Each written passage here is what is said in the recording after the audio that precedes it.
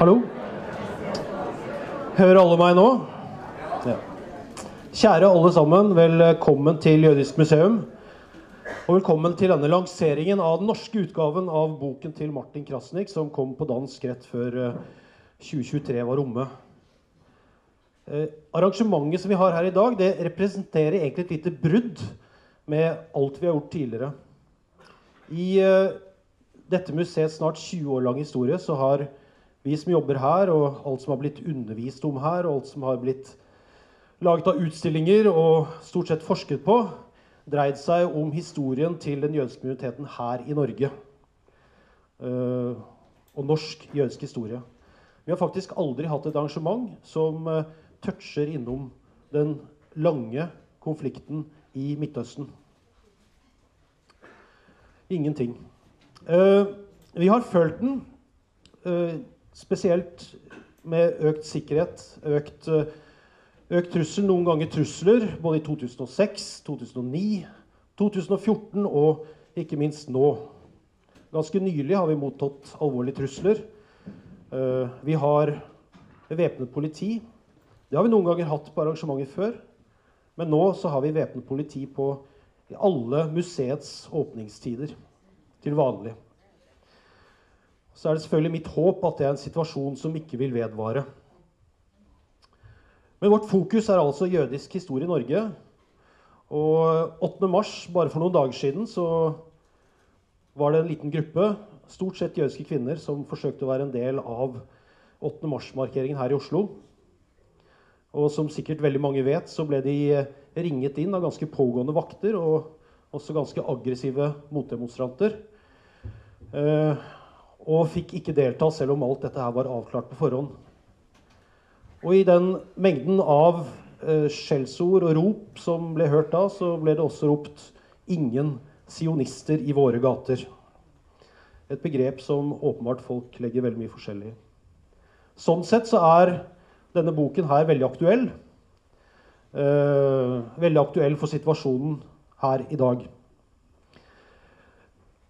Mikael Krasnik skal få introdusere seg selv på en måte i samtale med Mathilde Fasting. Unnskyld. Krasnik er journalist, har vært utenriksreporter i mange år, TV-reporter.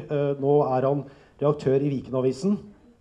Og han er nok litt kjent her i Norge også, men mye mer kjent i Danmark. Fasting er både sosialøkonom og idehistoriker, og er tilknyttet tenketanken Civita. Og de skal da starte denne samtalen her og snakke litt sammen, og så blir det åpent for spørsmål etter hvert fra salen. Korte, presise spørsmål.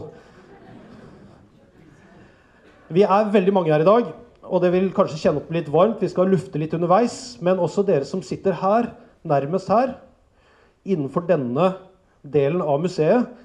Døren der borte, det er nødutgangen deres hvis vi skulle måtte evakuere bygget, brann for eksempel. Alle andre, så er den store døren bak oss. Vi overstiger ikke det antallet som brannvesenet har sagt at vi får lov til å ha her inne. Da ønsker jeg bare vel møtt til Martin Krasnik og Fasting.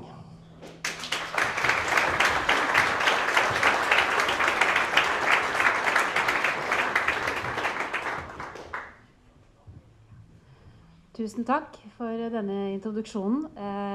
Martin Krasnik har altså skrevet en bok som jeg synes jeg så kopier av ute i resepsjonen her ute, så den er det kanskje flere av dere som har allerede. Jeg kan anbefale den, for jeg har lest den for å forberede meg til denne samtalen. Og jeg kan jo også drive en bitte liten reklame for at Martin og jeg har allerede snakket sammen en god stund, så hvis dere vil vite enda mer om ting som vi kanskje ikke kommer inn på her, så vil det være en liberal halvtime fra Civita som kommer på tirsdag, og der er også den samtalen filmet, så begge deler vil ligge tilgjengelig på tirsdag, akkurat som dette her også vil ligge på nettet etterpå. Så Martin, du har skrevet en bok, og du har skrevet boken faktisk på rekordtid, og ikke bare det, men du har fått den oversatt fra dansk til norsk på rekordtid. Må jeg innrømme at det er ikke så veldig vanskelig å hverken lese dansk eller oversette fra dansk til norsk, men likevel imponerende. Og du satte punktum for boken i Danmark rett før jul. Og så har du valgt titlen En smal bro over avgrunnen. Og siden vi vet at denne boken ble påbegynt 7. oktober, så er da ettertitlen 7. oktober, jødene og palestinerne, krigen og håpet. Ja. Først og fremmest er det jo fantastisk at høre titlen oversat til norsk. Jeg var henne i en boghandel her tidligere på eftermiddagen, og ligge i en norsk boghandel er meget fantastisk. Det er det virkelig. Altså, vi ved jo, at nordmænd er de mest læsende europæere, der findes. Og på det punkt har vi i Danmark altid et lille mindre vers-kompleks. Det har vi på mange punkter over for nordmænd, vil jeg sige. Det har vi, det er hemmeligt, men nu siger jeg det, det har vi. Men altså at udkomme i en norsk offentlighed, det er meget fantastisk. Og så særligt i denne norske offentlighed, der handler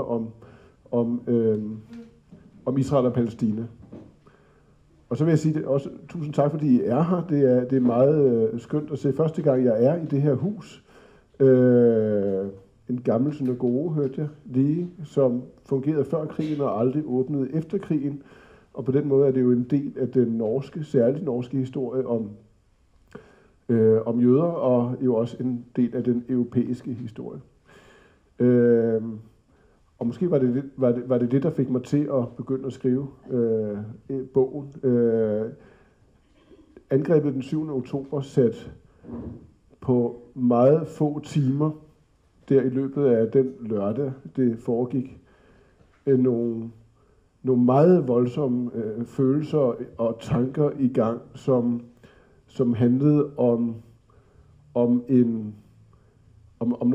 traumer, som ligger meget dybt begravet i den jødiske og europæiske historie, som Israel jo er en integreret del af. Og angrebet var jo, som alle jer, der jo også oplevede det på afstand. Nogle af jer har forbindelser til Israel og bekendte i Israel. Det var et angreb, som altså på få timer åbnede en afgrund, et sort hul under os.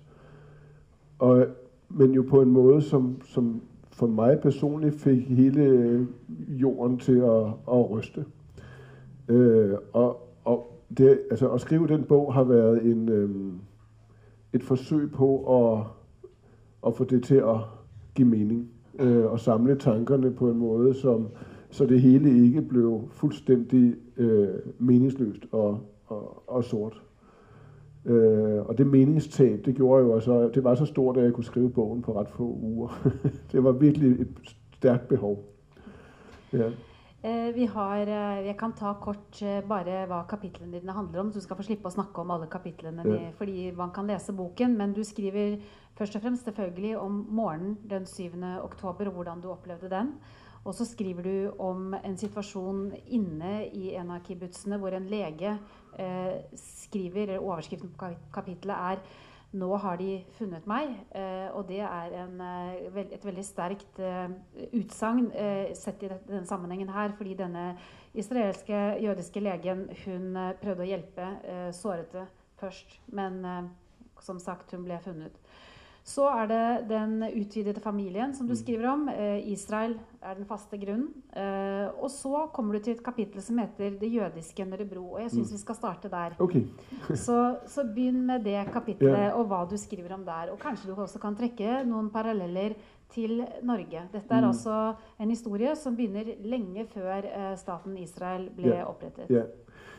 Ja, kender I Nørrebro i København? Ja, I kender det. Altså den lille fortælling, jeg laver i min bog, handler om mit og min families forhold til Nørrebro. Jeg har boet der som ung studerende.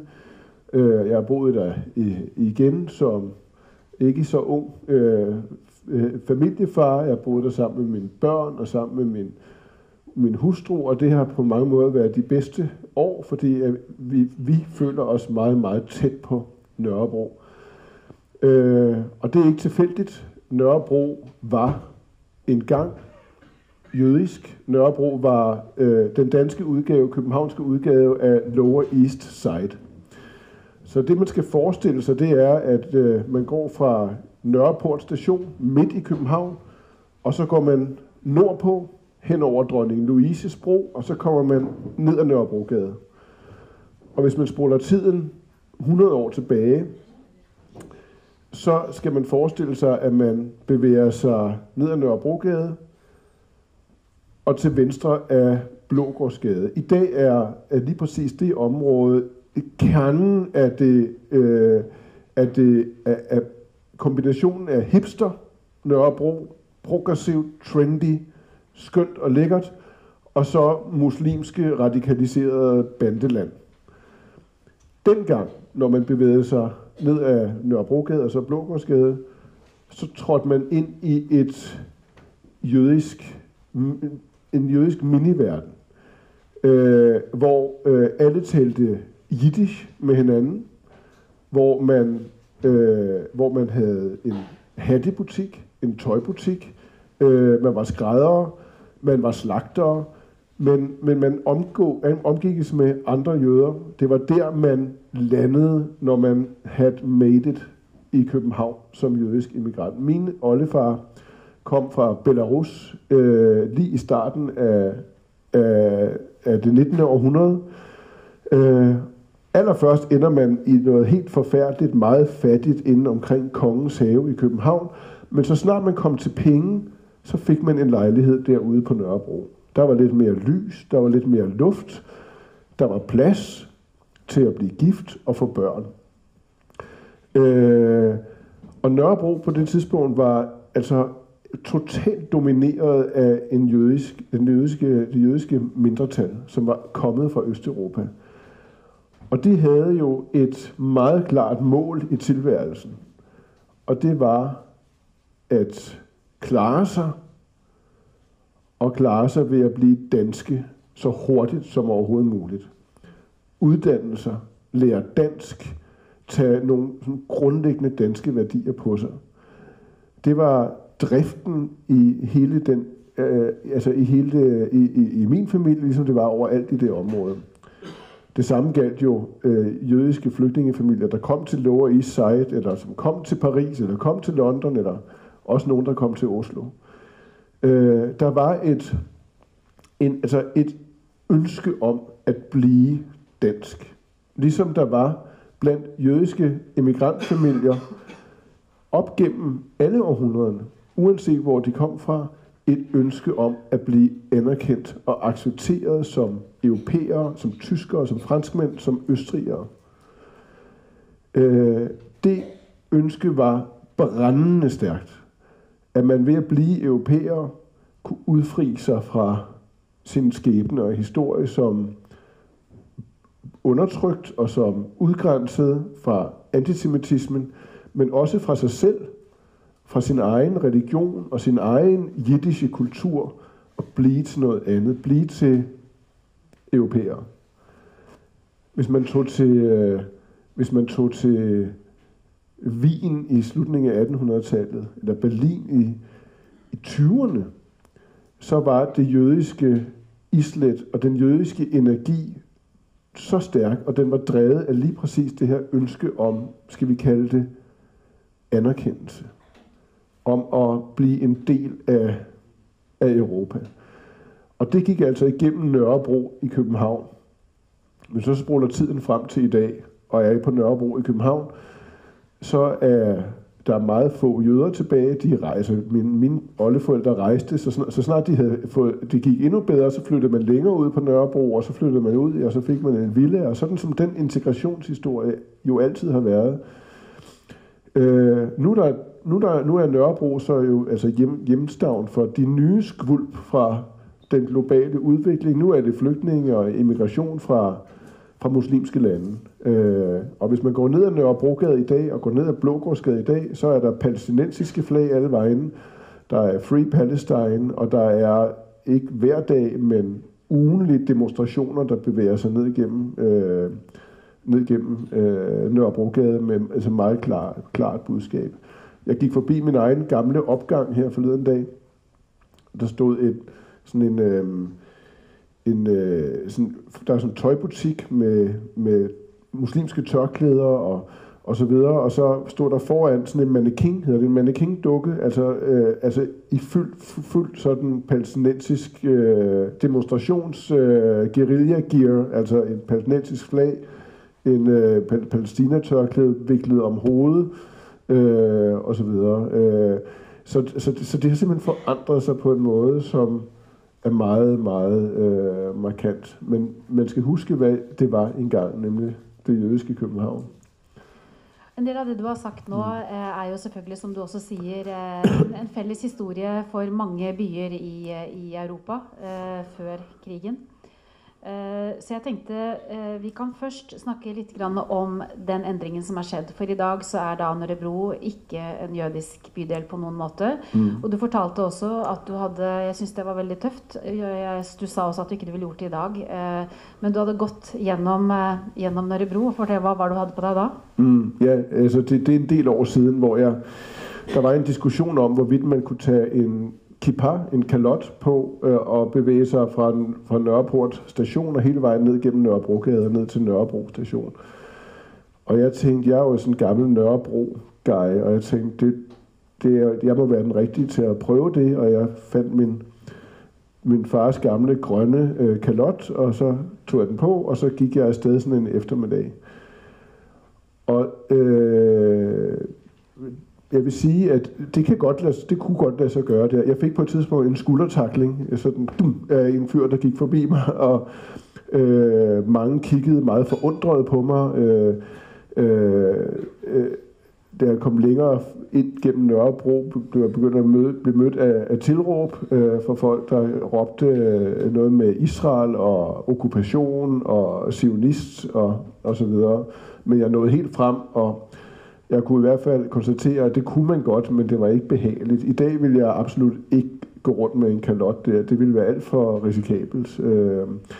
Og det er jo fordi, at det som de mennesker, som bor i det område, ser, når de ser mig med en kalot, det er jo ikke bare en københavnsk rødhåret, eller tidligere rødhåret jøde. Det er en kalot som symbol på det jødiske, men som det jødiske som symbol på zionismen. Det er okkupationsmagten, der går der. At have en kalot på er en klar provokation. Og jeg tror, at det altså for mange mennesker vil opleve det som en provokation at tage en kalot på. Også dem, som mener, at det er meget sørgeligt og ærgerligt, at man ikke længere kan gøre det. Det er jo ikke bare et spørgsmål at have en kalot på, det er vanskeligt at have jødiske børn på folkeskolerne i dele af København. Det vil sige, at det er en markering. Det er en markering at gå med sådan en kalot, og det viser jo, at der er sket en sammenblanding af det jødiske og det zionistiske på en måde, som er meget, meget bekymrende, og som jeg jo også synes, jeg kan se som en meget stærk tendens her i Norge. Vi kan jo ta da litt forskjellen, fordi du har gitt boken din et norsk forord. Ja, og i det forordet så kommer du også inn på et intervju som du gjorde med Mats Gilbert for 10 år siden. Men du skriver også en del der om både din oppfatning av norsk offentlighet i dette spørsmålet Israel-Palestina og hva som har skjedd. Og så har du også noen synspunkter på hvorfor den utviklingen som har skjedd i Norge er veldig forskjellig fra den som har skjedd i Danmark, eller at de to offentlighetene er forskjellige. Så du kan, og vi hadde også et eksempel som ble nevnt helt innledningsvis her, rundt 8. mars, som er helt nylig, og hvor nettopp noe av dette kom til syne og ble debattert på Debatten i går, hvis det var noen av dere som så på det. Men fortell først hvorfor du laget et norsk forord, og hva du mener om den norske offentligheten, og hvordan utviklingen har vært. Ja, altså jeg kan i hvert fall, måske skal jeg først sige, at jeg opfatter mig selv fuldstændig klart og tydeligt som zionist. Altså, og nogle gange har jeg haft behov for at sige, at jeg ikke bare er zionist, men super-zionist. Og det,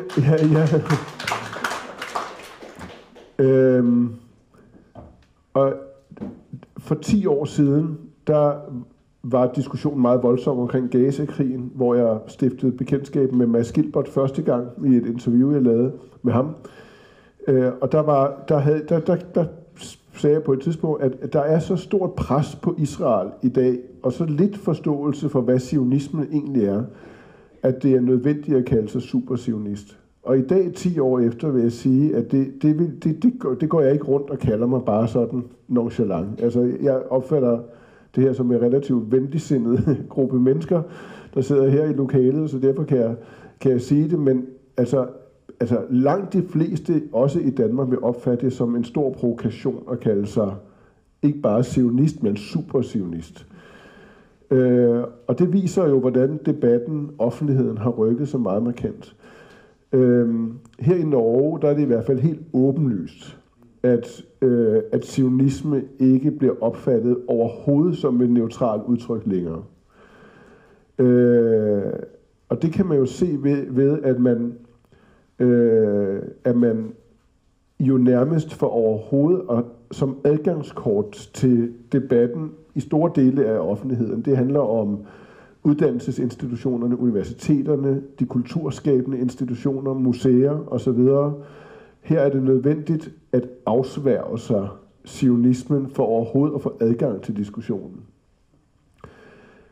Det er, som jeg ser det, jo et symptom på, at store dele af det mainstream har overtaget den mere radikale venstrefløjs opfattelse af konflikten. Og at den radikale venstrefløj, som grundlæggende for længere tid siden overtog den palæstinensiske opfattelse af konflikten.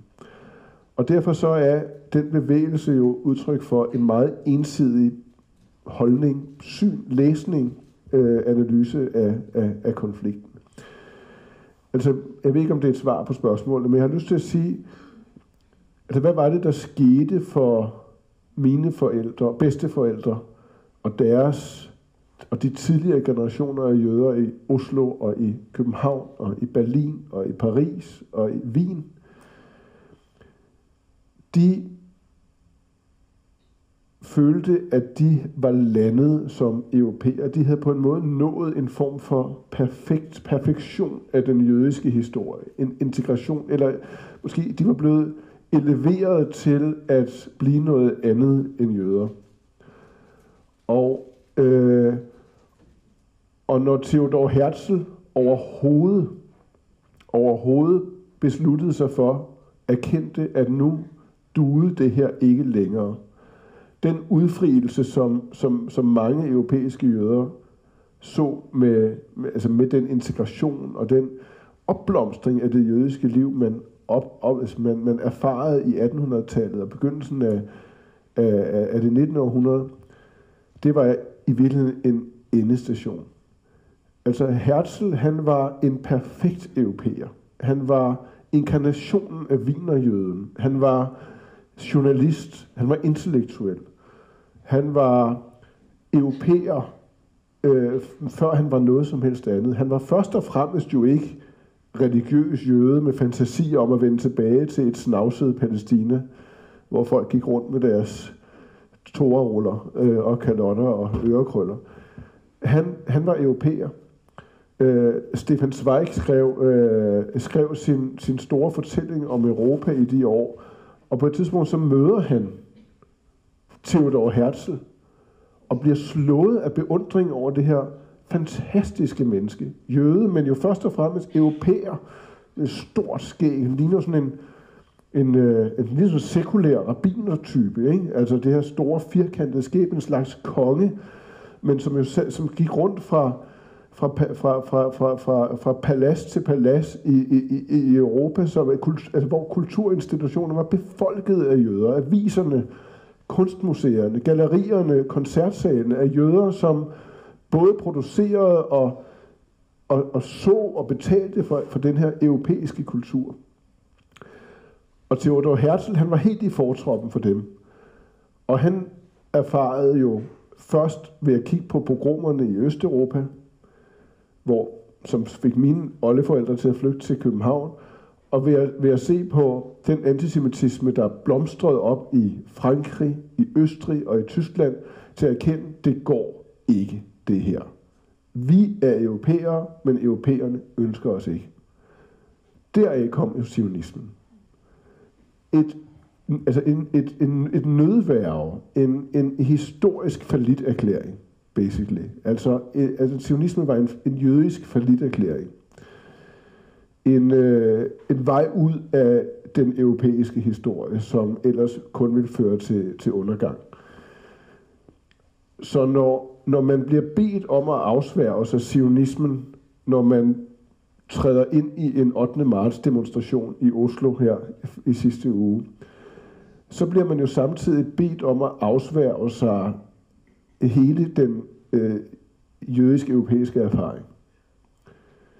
Altså når der ikke, når den her synagoge ikke længere eksisterer som synagoge, og jeg forstår, at den har været brugt til mange fine ting, både gay-sauna og kurdisk kulturhus gennem årene, så er det jo på grund af den historie. Og ikke andet. Der er ikke nogen fantasi, der er ikke nogen illusioner i det. Det er en konkret historie, der har handlet om at udslette jøder fra Europa.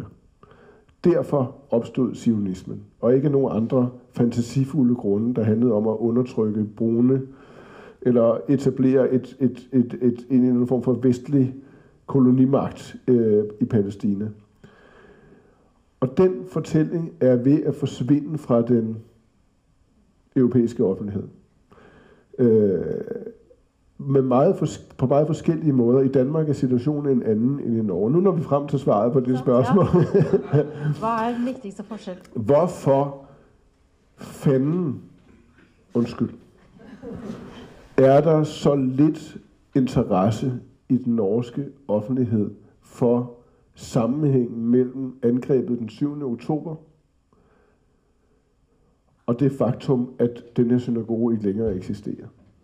Det er jo en del af en stor historie om vold og ønsket mod jøder og ønsket om, at der ikke kan leve jøder i det her område, hvor vi befinder os. Om det så er her, eller i Danmark, i Tyskland, i Frankrig eller i Palæstina. Der er masser af andre kapitler i den historie, som vi skal tale om. Men den store historie, som handler om forbindelsen mellem den europæiske jødiske erfaring, zionismen og Israel, og modstanden mod jødisk eksistens også i Palæstina, den er ved at forsvinde. Og det er den altså det går ikke hurtigere noget sted, end det gør i Norge. Og jeg har lyst til at spørge dig, hvorfor tror du, jeg ved ikke, hvorfor det er sådan. Jeg er ikke eksperten. Jeg kan konstatere, at der er en meget stor forskel på Danmark og Norge her. Ja, jeg kan sige så mye som at jeg har en kollega som holder på har skrevet en bok som kom i fjor, netop om venstresidens Palestina-omfavnelse på 70-tallet og videre oppover. Den boken er i ferd med å nå bli skrevet også på engelsk, så han forklarer jo mye av de samme tingene som jeg tror du også indirekte forklarer dette med, altså i Norge. For det første så var det et ganske tett sammenknyttet palestinavennlighet og radikal venstreside i Norge. Og så kom du inn på selv, jeg vet Norge hadde Oslo-prosessen som ikke Danmark hadde. Og går vi lenger tilbake så er det også forskjell på hva som skjedde med jødene under krigen i Norge og hva som skjedde i Danmark. Så jeg tror vel kanskje at alle disse faktorene, det er ikke en enkeltfaktor, men jeg tror det er en sammenblanding av mange av disse tingene som gjør at Norge har endt opp der vi har gjort, og som jeg forstår på deg, veldig forskjellig fra Danmark, selv om jeg må si, du også sa, at der er også synagoger, skoler og så videre politibevoktet, akkurat som her.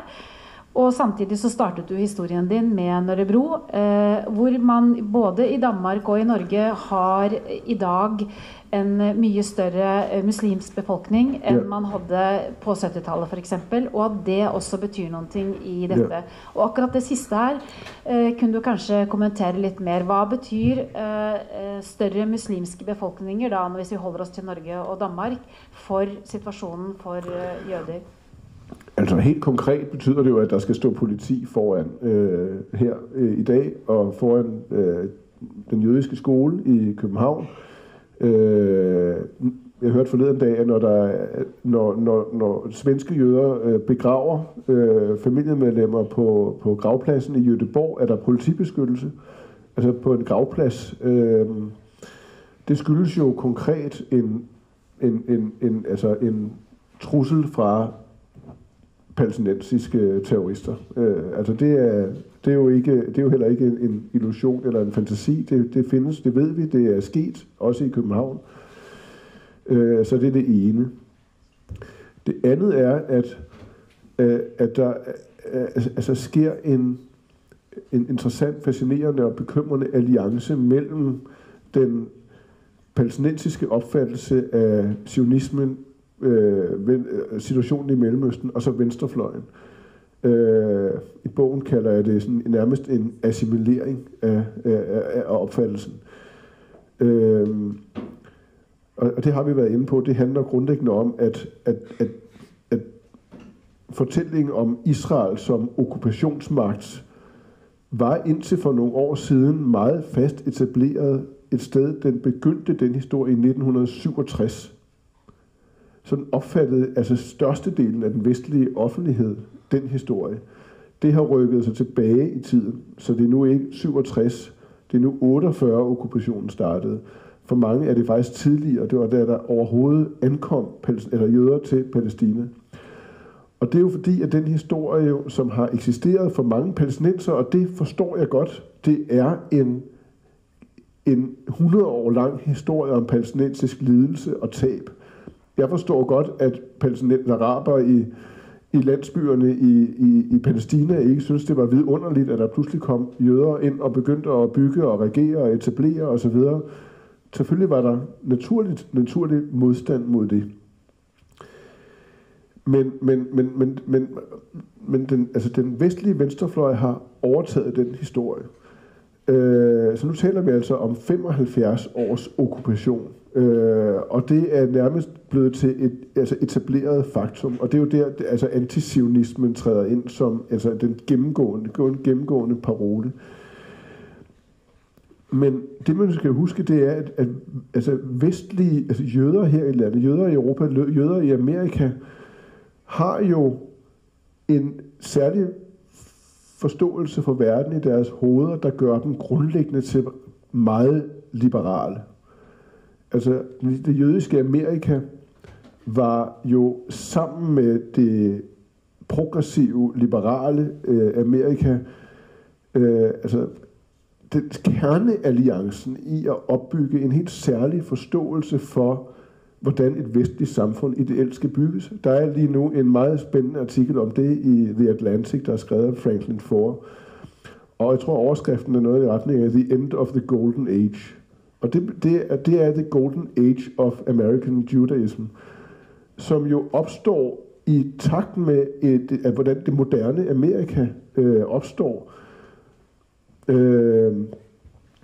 Liberale værdier, borgerrettigheder for alle minoriteter. En meget, meget stærkt fokus på minoritetsrettigheder, som jo sker samtidig med, at jøder, ligesom i Wien i 1800-tallet, jøder i New York og måske særligt i Los Angeles, tager deres plads i samfundet meget hurtigt ved at lade sig integrere og assimilere med den største begejstring.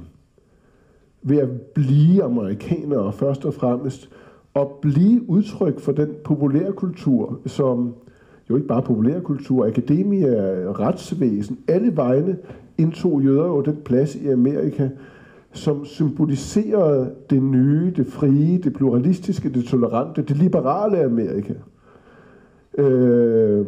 jeg tror Franklin Ford skriver et eller andet i retning af, det at sige, at jøder styrer Hollywood, det er jo en konspirationsteori, men jøderne grundlagde Hollywood. Det er i hvert fald rigtigt nok.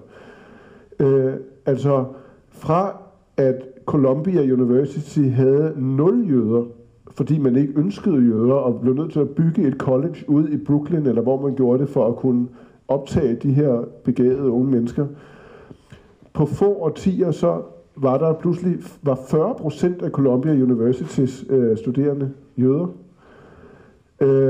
Den der meget, meget tætte alliance mellem det liberale Amerikas institutioner, det demokratiske parti, borgerrettighedsbevægelsen osv., populærkulturens institutioner, den alliance er jo tydeligvis lige nu i en meget, meget voldsom krise, og det handler om den måde, man opfatter jøder på, Mellemøsten på, men jo særligt jøder på som en del af en fortælling om magtfulde undertrykkere, rige, velhavende og i sidste ende folk, der støtter undertrykkelsen af palæstinenser. Og det går altså meget hurtigt lige nu. Så der er en meget stærk genforhandling af den, skal vi sige, alliance. For mange jøder, og jeg tror også, det må være for mange af jer, der sidder her, må man jo kigge på venstrefløjen, som jo egentlig som udgangspunkt den grundlæggende allierede, den stærkeste allierede i kampen for minoritetsrettigheder. Jøder har stemt demokratisk parti. Jøder, alle mine bedste og olle og tipoldeforældre, de kunne aldrig finde på at stemme borgerligt. Jeg er den første, der har stemt konservativt i min lange familiehistorie, og min far og resten af familien ser på det med dyb forundring og forvirring. Hvordan kunne jeg finde kasse? Altså, fordi der ligger jo i det konservative, det borgerlige, det på højrefløjen ligger der jo den der inkarnerede opfattelse af jøder som grundlæggende et fremmed element i historien. Ikke? Så lige nu opfatter jøder, tror jeg, mange steder i verden, måske i Europa særligt her i Norge, venstrefløjen med en stor sorg og skuffelse, fordi det er en alliance, der er blevet brudt. Før vi forlater Norge og Danmark, så tenkte jeg skulle spørre deg, du kan kanskje ikke svare på hva som vil skje i den norske offentligheten, men da boken din kom i Danmark, for det første, hvilke reaksjoner fikk du på boken? Og for det andre, nå har boken kommet på norsk. Tror du at reaksjonene her vil bli de samme, eller har du sett andre reaksjoner her? Ja, det ved jeg ikke. Det ved jeg. Jeg synes, det har været meget skøn, en dejlig interesse for bogen. Det har virkelig været dejligt at se. Jeg gav et interview til Klassekampen i dag, og det var en meget sød og venligsindet journalist. men også med stor interesse for for hvordan det er altid spændende at blive set udefra. Man kan både tage det meget alvorligt, og så kan man sige, det er jo bare en, der kommer fra Danmark og siger det her. Men jeg tror, at jeg håber, at man i Norge tænker lidt over, hvilken figur den norske erfaring med Holocaust faktisk spiller, hvilken rolle det spiller i samtalen om Israel og palæstinenserne. I Danmark spiller og det betyder, det skriver jeg en del om i bogen, der spiller det, der skete med danskerne og jøderne i oktober 43. I er bekendt med historien der. De danske jøder, inklusiv den ene del af min familie, blev reddet, kom til Sverige, ligesom næsten alle danske jøder. Og den fortælling om hvordan Danmark jo nægtede at overdrage jøderne til nazismen og i sidste ende til gaskammerne, er det er en cornerstone, det er en hjørnesten i den danske selvforståelse. Man kan ikke adskille den danske selvforståelse om krigen og efterkrigstiden fra den fortælling. Hele historien om den der, nu har de fundet mig, men som en israelsk ung mediciner. Det udtryk kommer jo fra, hun lå der i Kibbutz Be'eri og behandlede folk omkring syge og sårede omkring sig, og folk ringede til hende og sagde, hvad skal vi gøre? Vores familiemedlemmer dør i armene på os, og til sidst bliver hun selv skudt i benene, og den sidste besked er til hendes søster, der bor et andet sted i Israel, og det er, nu har de fundet mig, og så hørte de ikke mere fra hende. Og nu har de fundet mig, er jo sådan et budskab fra den jødiske historie. Min egen farfar sad i et sommerhus op i det nordlige Sjælland, i Gilleleje, sammen med sin familie, og det gjorde jo tusindvis af danske jøder i ugerne der i oktober 43. Og han blev fundet. Der var en dansk stikker, en dansk nazist, der havde hørt noget om det sommerhus, og han tog hen til tyskerne og sagde, det er altså, der sidder en jødisk familie her. Og jeg forestiller mig, at da døren gik op, og de her tyskere kom ind, og så har han tænkt, nu har de fundet mig. Det kunne også have været den sidste linje i Anne Franks dagbog, hvis hun havde nået at skrive den.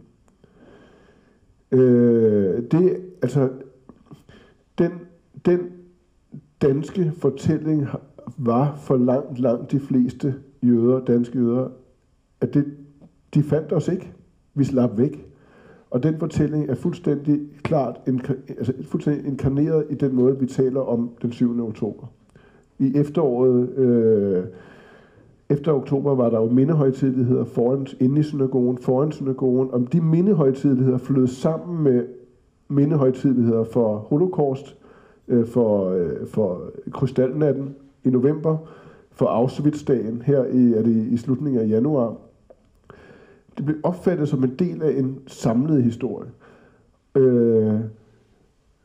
Og jeg undrer mig over, hvor den her fortælling er. Jeg tror desværre, at mange nordmænd stadig har et meget uafklaret forhold til den historie. Når nordmænd går forbi her, hvis der går nordmænd forbi her, så vil de jo kigge på den politibil, der står udenfor. Og jeg ville håbe, at flere nordmænd ville tænke, hvorfor står den der?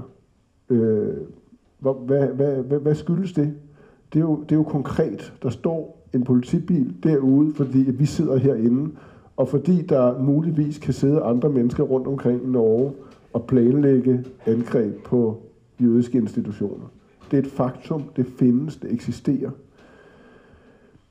Men jeg har på fornemmelsen, at det faktum, den realitet, her i den norske offentlighed fordufter. Den bliver til et mere sådan ukonkret, abstrakt fænomen, som man ikke rigtig orker eller formår at interessere sig for.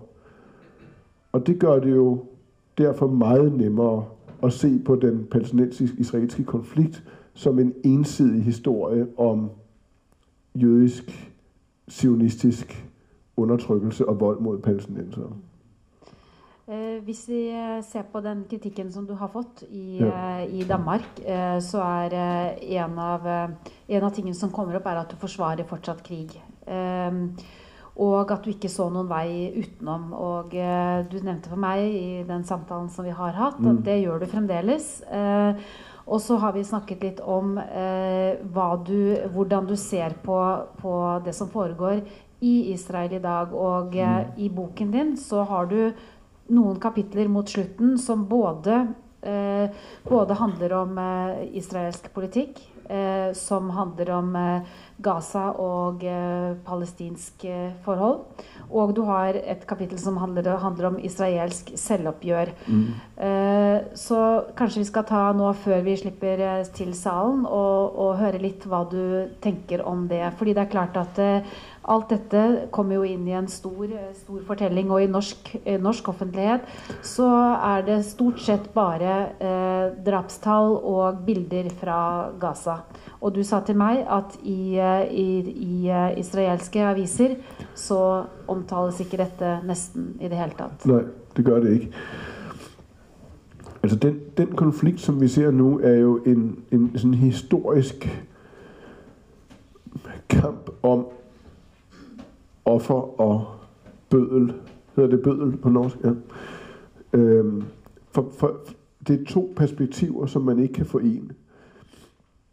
For israelerne er det sådan, at det her terrorangreb, det er en del af et historisk, faktisk arabisk, muslimsk forsøg på at udslette Israel fra Mellemøsten. Det er heller ikke en fantasi, det eksisterer. Det er derfor, at den israelske hær er bevæbnet til tænderne med atomvåben. Det er derfor, at alle unge mennesker har værnepligt i 2 eller 3 år. Det er derfor, at Israel er en totalt militariseret nation.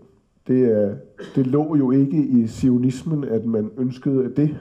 Det er en konsekvens af den modstand, der har været i 100 år. Det er rigtigt. Det findes bag Hamas militsfolk fra den 7. oktober ser man en ideologi, som heller ikke startede den 7. oktober, men går helt tilbage til 1920'erne, hvor antisemitismen er sådan inkarneret. Bag den ideologi ser man, altså som en del af den ideologi ser man Hizbollah. Bag Hizbollah ser man Iran. I hele den muslimske region, hele Mellemøsten, men også i det muslimske mindretal i Europa, der spiller den ideologi en meget væsentlig rolle. Og den er stærkere og stærkere. Den bliver ikke sværere og sværere. Så israelerne, de ser på det, der foregår, som med det udgangspunkt, at de er den svage part. Og derfor så kan man ikke have overskud, man kan ikke tåle at se på palæstinenserne som ofre. Man kan ikke se den palæstinensiske lidelseshistorie, som i store dele skyldes Israel. Det er heller ikke en fantasi. Den eksisterer, det er et faktum. Palæstinenserne møder den israelske okkupation hver dag. De kan se de israelske soldater. Det indgriber fuldkommen i deres liv og tilværelse. De har samme historie af tab og udstødelse, som mange jøder har. Men det kan israelerne ikke se. Det vil gøre historien for kompleks. Og krigen har kun radikaliseret det og gjort det værre. Palæstinensiske tabstal findes ikke. Og hvis man så vender det om og ser det fra palæstinensisk side, eller fra den venstrefløj, eller store dele af den vestlige offentlighed, så er det præcis det modsatte. Der er Israel overmagten, placeret af en vestlig, amerikansk koloni undertrykker. Det er hvide mennesker, det er rige, det er militariseret, de er drevet af en ond ideologi. Og de kan ikke se jøder og israelere som ofre. Altså, da der var en march her forleden dag for 8. marts, så var der en lille gruppe, forstår jeg, jøder og israelere, som ville markere over i hjørnet bare den lille del af historien, der handlede om israelske voldtægter og seksuelle overgreb mod israelere den 7. oktober. Og de fik ikke lov til at være med i den march. Og det er fordi, at man fra den anden side ikke kan tåle bare at åbne det mindste op for det faktum, at jøder eller israelere kan være ofre for historien. Og derfor så er de to perspektiver nu fuldstændig står over for hinanden og råber. Og det er en krig på offer og bødelfortællinger. Det er meget, meget deprimerende, synes jeg. Og det, der er den eneste vej igennem det er, at vi andre, som jo ikke, der er ikke nogen af os, der er grundlæggende er direkte involveret, ud over at have følelser og forbindelser til Israel eller Palæstina, det er, at vi holder op med fraviger at recirkulere og gentage og forstærke den kamp om offer- og bødelfortælling. For det gør det kun værre, og det fastlåser parterne i en konflikt, som de aldrig rigtig selv vil være i stand til at komme ud af. Før vi slipper til salen, så har jeg et sidste spørgsmål, som vi også begynte på, men som kanskje også vil finne resonans i dette publikummet. Du skriver i boken, eller har sagt, «Should I stay or should I go?» Og det er om jøder som vurderer å flytte til Israel, men så sa du også at det kan være jøder i Israel som ønsker å flytte fra Israel. Og da blir jo spørsmålet, hvor i all verden skal dere stay or go? Ja. Jamen det er jo rigtigt. Altså, vores børn går på den jødiske skole i København, og den har altid været i dyb krise. Der har altid været for få elever. Der har altid aldrig været nok penge. Det har været en nedgangsfortælling, som jo også har været en fortælling om, at jøder de er blevet assimileret, de er kommet ud i samfundet. Lige nu vi har aldrig været så mange elever. Det vælter ind med nye elever. Der er cirka 4 israelske elever i hver klasse. Det er jo folk, der er kommet i løbet af de sidste par år, men særligt i løbet af de sidste 3 måneder. Altså den jødiske skole har aldrig haft så stor succes i København som nu. Men det er jo ikke en positiv fortælling. Det handler om israelere, som føler sig nødsaget til at flytte til Europa. Både på grund af krigen, og fordi de ikke længere mener, at Israel er det sikre sted for jøder længere. Altså jøder flytter i stor stil til Europa, når det lykkes at få tyske, polske, danske, norske, portugisiske pas. Og samtidig så kan man jo konstatere, at de jødiske samfund i Europa, og selv de meget små jødiske, særligt de meget små jødiske samfund i Oslo, i København, i Malmø, i Göteborg, de kan jo konstatere, at det bliver stadig mere vanskeligt at ligesom at udleve den jødedom frit. Der er grænser for, hvordan man kan gøre det, og man må vende sig til at leve i en form for undtagelsestilstand, hvor der er politi og militær, der beskytter en, hvor man er varsom med, hvordan man udtrykker sig, hvad man går med på hovedet eller om halsen. Altså, hvor den afstand, som jo grundlæggende altid har været mellem den jødiske minoritet og flertalssamfundet, nu vokser igen.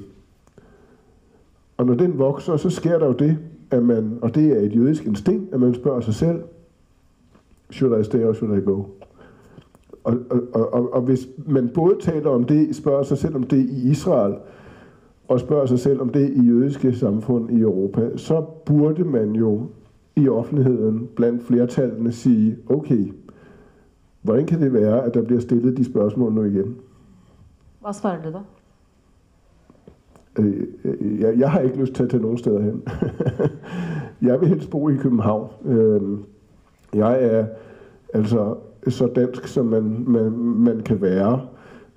Elsker Danmark, og jeg er jo nu, altså jeg har ligesom som gode jødiske drenge i de sidste 200 år drømt om, hvad det fineste man kunne blive. Det er jo at blive chefredaktør for en avis.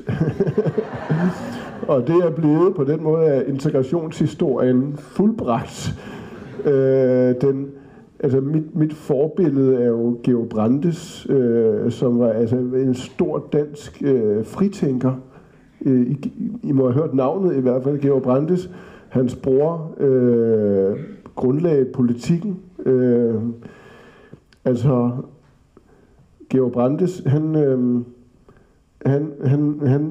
han hørte på et tidspunkt om, det er jo starten af det 20. århundrede, han hørte på et tidspunkt nogle år i skolen tale om nogle jøder, og der var nogle jøder, der skulle have nogle bank eller sådan noget. Og så kom han hjem, og så spurgte han sin mor, hvad er det for nogle jøder? Hvem er det? Hvor er der jøder henne? Hvordan ser sådan nogle ud? Og så tog mor Georg op foran spejlet og sagde, værsgo. Og det var et chok for ham, for det havde han aldrig vidst. Han havde aldrig fået fortalt den historie.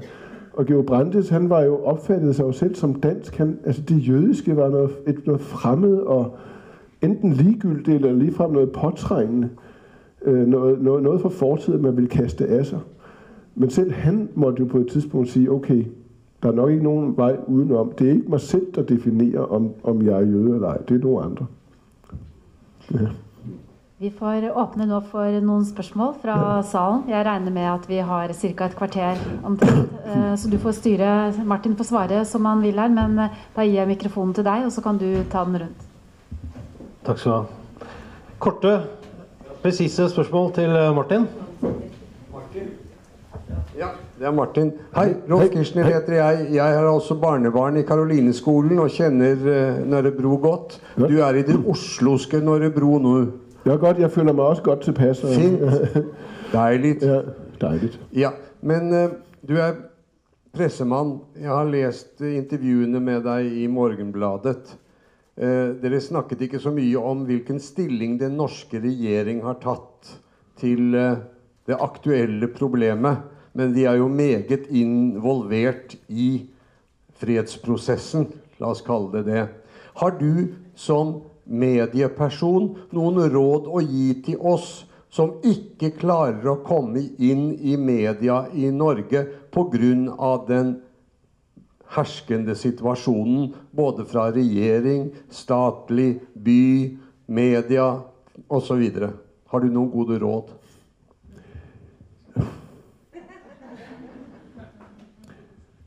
Altså, jeg tror, at det er vigtigt for nordmænd, ligesom det er for danskere, eller tyskere, eller franskmænd, at høre noget om den jødiske erfaring. For det er jo rigtigt, vi har jo altså grundlæggende haft ret god adgang til vi kontrollerer jo medierne, også jøder, ved du jo, ikke? Så vi har haft ret god adgang til medierne de sidste mange årtier. Men det er som om, at europæere har brug for at blive mindet om, hvad den erfaring egentlig er. Fordi den er så... Man har i Europa enormt behov for at fortrænge den. Man har enormt behov, fordi den er så ubehagelig. Altså hvis jeg fortæller dansk publikum, at når man kører ind til Karolineskolen, du har børnebørn på Karolineskolen, ja, så ved du, hvordan det er, når man kører ind der på Rosbæksvej, hvor Karolineskolen ligger, så er der først en forældrevagt, frivillig forældrevagt, og så er der en politibil, der står 2 bevæbnede politifolk. Der er også en forældrevagt længere nede ad vejen. Det er 1, 2, 3, 4, det er 4. Inden på selve skolen er der sådan et helt sikkerhedssystem af overvågning og vagter. Når jeg fortæller det til dansk publikum, så bliver de bliver næsten, de ved det jo godt, og alligevel bliver de rystet over det. Jeg tror, det er nødvendigt at blive ved med at fortælle den historie. Altså, fordi det er så vigtig en historie for Norge eller for Danmark at kende. Særligt nu, fordi der er jo den her genforhandling i gang, som jo grundlæggende handler om, hvilken rolle spiller den jødiske europæiske erfaring, hvilken rolle spiller holocaust overhovedet for os. Det handler om skyld og ansvar, og i sidste ende jo grundlæggende viden om den historie. I Tyskland lige nu er der en massiv, voldsom genforhandling i gang om det her. Men jo også i resten af Europa, også i Amerika. Hvad betyder holocaust? Hvad betyder den europæiske jødiske historie overhovedet? Og hvorfor står den der politibil ude foran? Altså den erfaring tror jeg, man skal fortælle om. Altså hvad I mener, og hvad jeg mener, og hvad nordmænd mener om Israel og Palæstina. Altså who cares? Altså, det betyder ikke særlig meget for den måde, konflikten vil udfolde sig på de næste par år. Men det betyder noget. Ja. Hej, jeg heter Martin. Hej, det er fint Martin. navn du har. Ja, også dig, tak. Et av de erfaringene jeg har trukket fra Norge er at det er en stor konsensus i norske medier om Midtøsten-konflikten. Og jeg ønsker ikke noe pro-israelske aviser, men jeg ønsker aviser som portretterer begge sider. Og når det blir demonisering ut av det, så er det i hvert fall vår erfaring at da blir det vanskeligere for oss. Mitt inntrykk er at den konsensusen er ikke til stede i Danmark som i Norge. Kan du fortelle meg litt om det er ulike Jyllandsposten-politikken, BT og så videre, om det er litt annerledes enn den opplevelsen vi har av norske medier? Jeg synes egentlig, at dækningen og fremstillingen i Danmark er ret balanceret, faktisk. I Danmark har vi to store borgerlige dagblade, Politikken og Berlingske og Jyllandsposten. Og så har vi ved siden af det Børsen, som er en business, som jo også er ret borgerligt konservativt. Og der er en meget, meget balanceret, hvis ikke faktisk pro-israelsk tilgang til det. Helt klart. På den anden side har man Politikken og Information, og så diverse netmedier. Så samlet set er der en ret balanceret tilgang til det. Jeg er ikke så jeg synes, altså generelt i offentligheden, synes jeg, der er, og det er jo meget båret af en regering, som konstant udtrykker sin støtte til Israel. Altså i Danmark har det næsten været det modsatte problem, at vi har en statsminister, der næsten ikke har kunnet sige, at hun har sympati for palæstinensiske ofre. Fordi at hun altså i bund og grund, og det har jeg egentlig en lille smule sympati for, vores statsminister finder det en lille smule hyklerisk, at hun på den ene side skulle støtte Israels ret til selvforsvar, og mener, at krigen er legitim, men selvfølgelig forfærdelig, men legitim, retfærdig krig, og så samtidig skulle udtrykke enorm frustration og sorg over palæstinensiske ofre. Altså, der ligger et... Hvad siger du? I kan låne hende? Ja, hun leder efter et stort internationalt job. Det kan være, I kan... Ja. Okay. Mitt navn er Irene Levin. Jeg vil takke deg for boken og for denne samtalen. Jeg merket meg en rekke ting, men særlig det du sa, krig om offerrollen. Fordi med dette ferske eksempelet fra 8. mars, så erfarte vi at de argumentene som motparten, altså de palestinavennlige arrangørene, brukte, det var at de måtte være aggressive mot oss, fordi vi var så aggressive.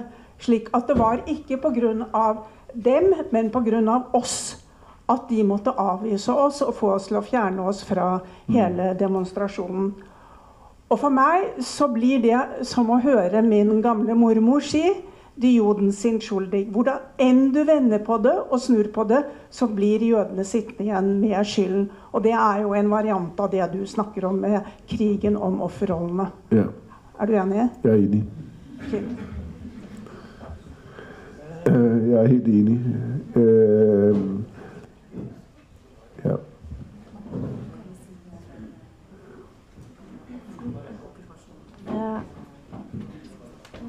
Hei. Første spørsmål. Skjønner du dialekten min, eller skal jeg slå over til engelsk? Yeah. I just asked if you understood my dialect. I'm going to do it in English. I used to be a volunteer at the synagogue in Trondheim when I lived in Trondheim. And I brought some friends there because they'd never been to a synagogue, and I thought this is a perfect occasion to bring them, show them around, show them that we're friendly, not dangerous. But of course, the synagogue in Trondheim has the same type of security equipment that you described about the schools, and the synagogue in Oslo has armed police, several little sluiser, gates that you have to go through, etc., etc. There's barbed wire on top because there's a fence. There's barbed wire and spikes out in all the directions because there's been several attacks with Molotov cocktails, shootings, etc., etc. in Trondheim. And one of my friends said, "Why do you make it so unwelcoming?" I understand why people don't like the Jews. You don't look very friendly. It doesn't seem like you want us here. So why should we welcome you into our community? Of course, I explained and blah, blah, blah. They understood. But I think this is one of the impressions that the general public has of the Jews because they rarely meet any of us because we're so afraid to show ourselves as Jews because we're terrified of being attacked. Ja. Jeg tror, jeg vil sige, at... My question is... okay. Sorry. How do we unite these... we have to protect ourselves, because if not, bad stuff happens. But how do we unite this protecting ourselves whilst also opening up to the general public and let them see more of us? Ja. Altså, jeg har jo mest lyst til at sige, det er jo sådan et spørgsmål, der hele tiden rettes. Hvad kan vi gøre hvad kan jøder gøre for at lette situationen? Og jeg er sgu lidt træt af at svare på det spørgsmål. Det har ikke noget med dig at gøre. Det er helt relevant, det du spørger om. Men danske politikere og folk i offentligheden spørger os, hvad skal vi gøre? Hvad skal vi gøre for den her situation? Og jeg ved det simpelthen ikke. Det er jo ikke jødernes ansvar at svare på det spørgsmål. Det har aldrig været jødernes ansvar at svare på det spørgsmål. Altså jøder arrangerer kulturfestivaler og filmfestivaler og open synagogue og kom til vores shabbatmiddag og altså I er velkommen, kom altså. Jeg synes det er meget overraskende så mange mennesker der interesserer sig for det. Altså jeg gider ikke at komme i synagogen selv. Altså det er altså lige nu handler det om noget andet. Det handler om at man i københavnske folkeskoler ikke kan undervise frit om holocaust. Det handler om, at man på lærerseminarerne ikke kan have en fri samtale om, hvordan man underviser i den israelsk-palæstinensiske konflikt. Det er det handler om. Og det er ikke noget, man kan løse ved at holde open synagogue eller sende holocaust-overlevende ud og tale en gang imellem og holde foredrag. Det kræver meget hårdhændede obligatoriske tiltag fra myndighederne om, at det skal man. Altså, man skal undervise på den og den måde i de her fag, og de skoler, som har svært ved det, må få hjælp til det. Og de lærere, der har svært ved det, må få hjælp til det. Altså, der er ikke nogen vej udenom. Altså, det er en social kontrakt, en fortælling, et forhold mellem den jødiske minoritet og det europæiske flertalssamfund, der er begyndt at skride. Og det er flertallets ansvar at løfte det. Og jøderne kunne gøre det selv, men det kan de ikke. Altså, det er helt håbløst. Det kræver nogle tiltag, som man jo egentlig helst vil være fri for.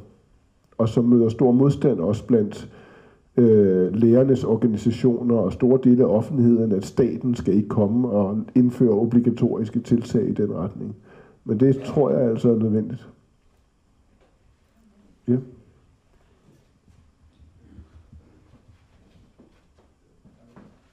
Ja.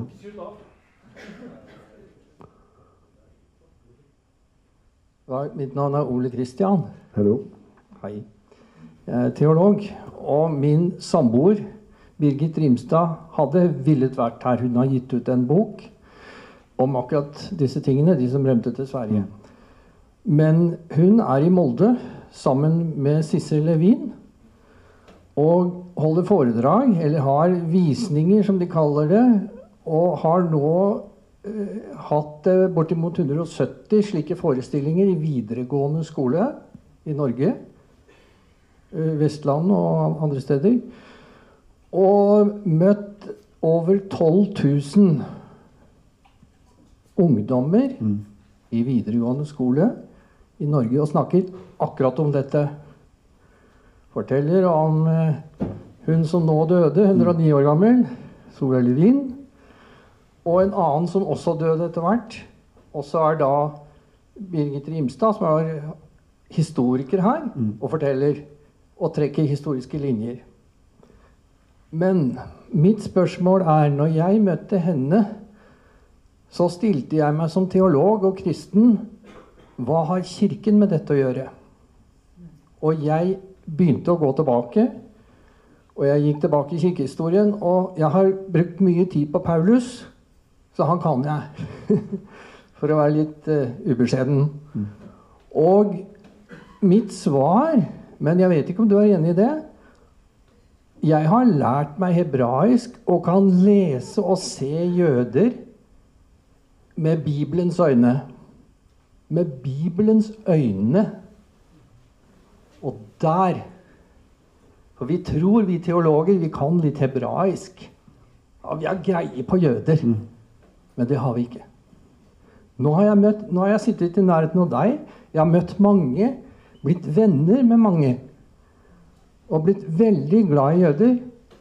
Og veldig forferdet over hvordan kirken oppførte seg når jødene sa vi tror ikke at Jesus sto opp fra de døde. Nei, han kan ikke kaste ut romerne, han kunne ikke gjøre noe som Messias. Takk. Er det noen andre som har noen korte spørsmål? Ja. Vær så god. Hei, mitt navn er Linnea. Jeg har et spørsmål om situasjonen i Israel og Netanyahu. Det er delte meninger om jobben han gjør, og at noen mener at han skader mer enn gjør godt. Hva mener du om denne situasjonen? Situationen i Israel og Netanyahu? Aha. Det var godt, du stillede det spørgsmål.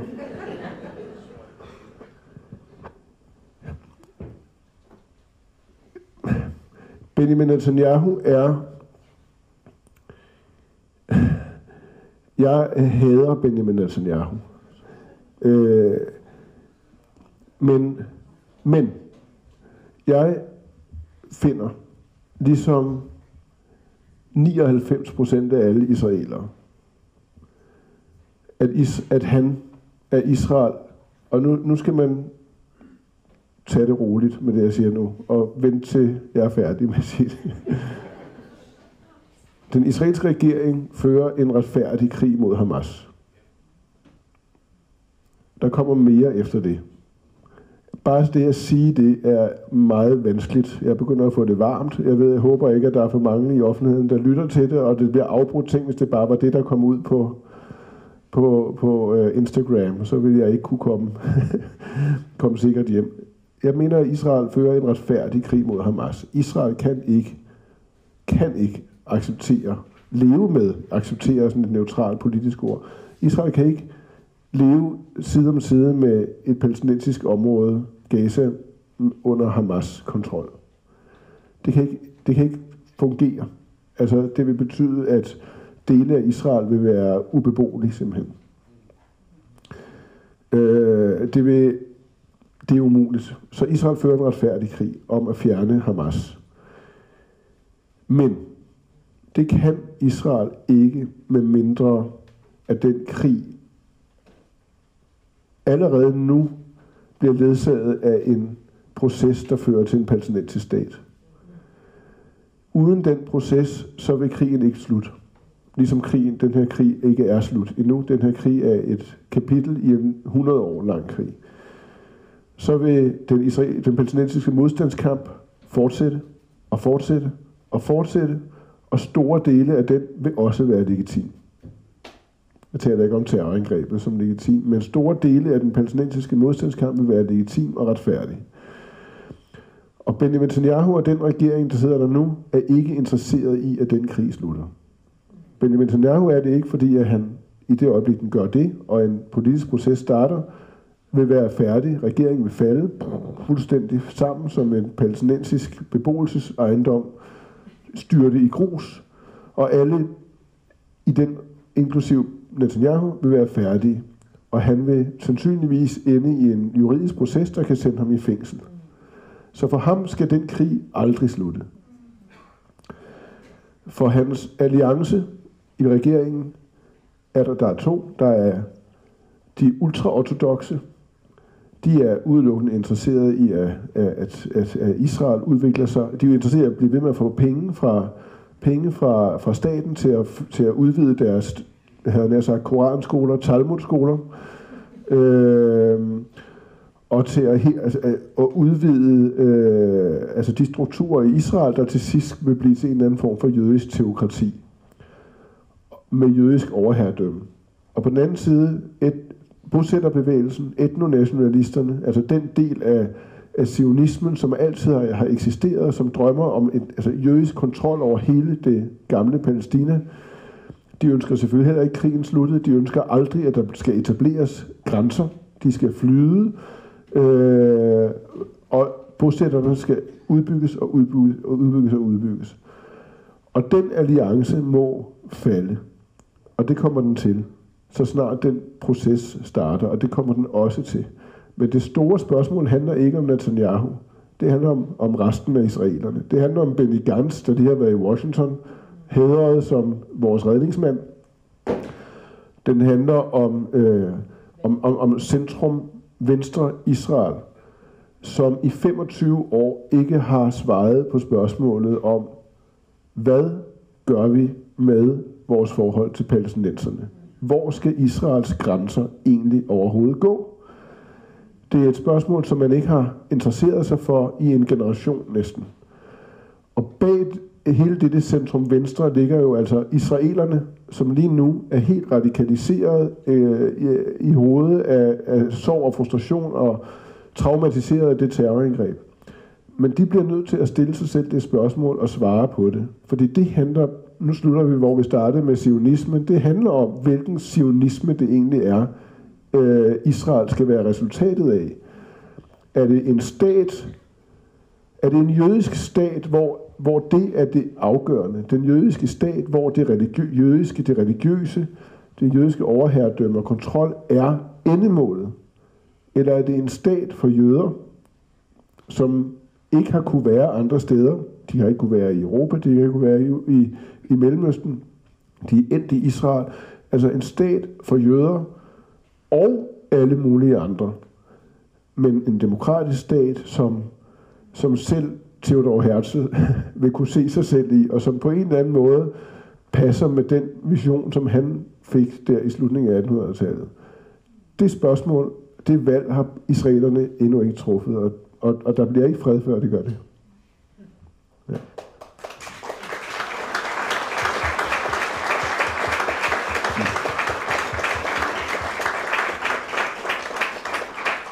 Tusen takk. Flere har bedt om ordet, men vi må sette strek der. Og vår direktør, Torp Holte, skal da takke dere og ta dette her videre.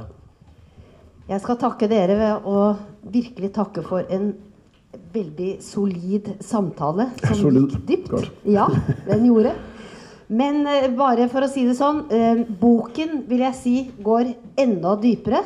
Vi er heldige å ha fått 50 eksemplarer av denne boken som vi da selger i resepsjonen vår. Den kan vi ikke selge for mindre enn det den selges for andre steder i øyeblikket, for det er en ny bok, det koster 3,75. Jeg anbefaler virkelig boken, jeg har lest den på dansk. Da skal jeg si det slik at vi kommer ikke til å slutte her uten å ha musikk på scenen. Vi har Goylem Space Klezmer her, halve bandet omtrent, tror jeg, som skal spille noe for oss helt nå til slutt. Og etter det så må dere gjerne ta med enda en Kvikk Lunsj med hjem når dere går.